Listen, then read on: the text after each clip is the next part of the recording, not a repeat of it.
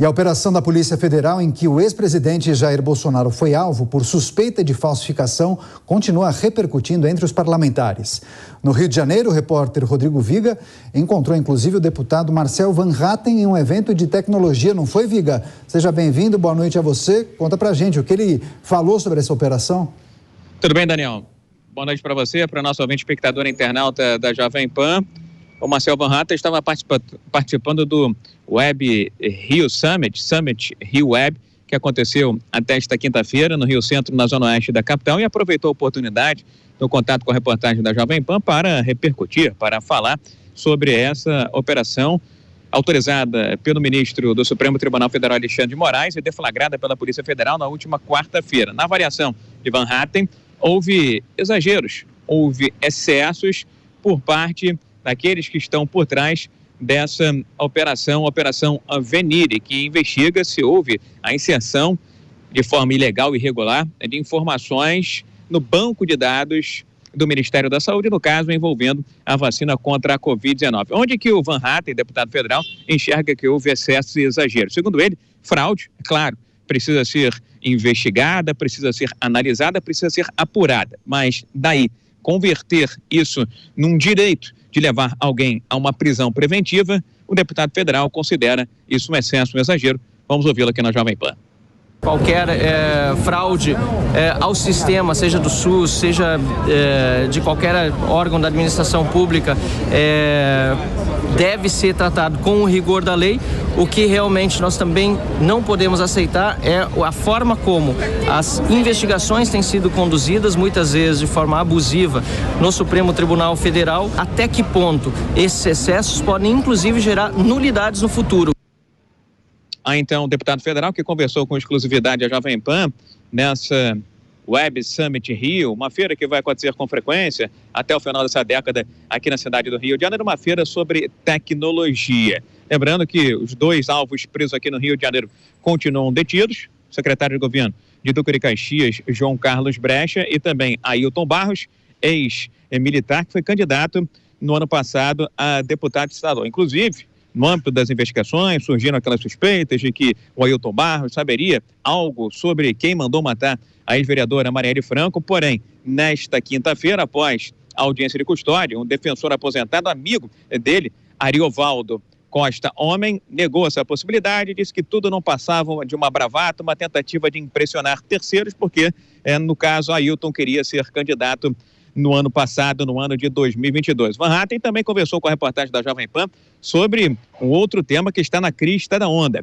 que é a CPI do MST. Na avaliação do parlamentar, daqui a 2 semanas, devem começar os trabalhos dessa CPI, inclusive após uma viagem internacional que será feita em breve pelo presidente da Câmara, Arthur Lira. O deputado federal Marcel Van Hatten disse nessa entrevista exclusiva à Jovem Pan que o objetivo da CPI, que ainda está escolhendo seus integrantes, seus blocos e seus membros parlamentares, é ouvir o máximo possível de pessoas, inclusive ministros de governo, ministro do Desenvolvimento Agrário, da Agricultura, ministro de Relações Institucionais, integrantes da alta cúpula do governo, e quer ouvir também aqueles que tiveram terras legais invadidas para saber efetivamente quem está por trás dessas invasões, quem financiou atividades criminosas do MST ao longo dos últimos anos. Vamos ouvir o parlamentar mais uma vez.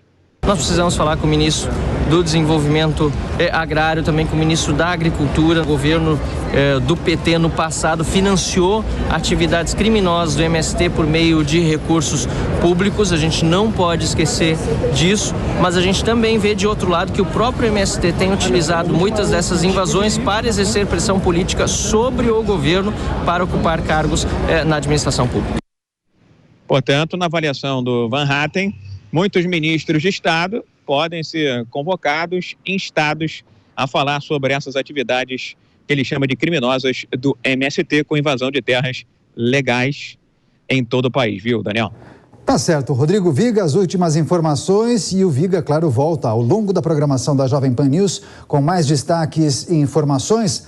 Agora, Nelson Kobayashi queria repercutir a operação realizada no dia de ontem, que mirou o ex-presidente da República, Jair Bolsonaro. Muitas repercussões em torno da operação. muitos juristas, parlamentares, operadores do direito entendem que houve excessos nessa operação, apesar de defenderem a investigação. Mas eu queria escutá-lo. Havia necessidade da Polícia Federal realizar prisões? O que você achou?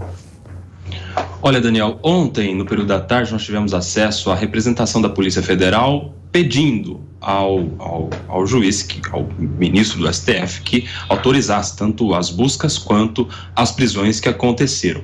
E a representação é completa com todos os indícios, sim, de falsificação de documento de vacina, de cartão de vacinação, não só da esposa do coronel Cid, mas depois, posteriormente, dos ajudantes do presidente, seus assessores, do próprio presidente, da filha do presidente, e isso fica muito evidente. É claro que ele terá a chance de se defender, vai fazer isso durante um processo que provavelmente será instaurado, mas há muitos indícios. Então, diante de tudo que foi apresentado pela polícia, sim, as buscas se confirmam, são devidas, as prisões também, porque justamente ele, o coronel Cid, é quem tem acesso a todos os dados. Era ele, inclusive, que acessava o cartão de vacinação no Conect SUS, no sistema do Ministério da Saúde, e ele poderia, claro, atrapalhar as investigações se não estiver preso. É assim que funciona. A pessoa pode ficar presa preventivamente quando ela oferece risco ou à sociedade ou ao processo, ou risco de fugir. Nesse caso,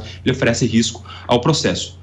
Mas tudo isso foi determinado por uma decisão do Supremo Tribunal Federal. E a gente sabe que, neste caso, não há competência do Supremo Tribunal Federal. Veja que a representação, apesar de completa, com muitos indícios, foi feita nos autos do inquérito das milícias digitais.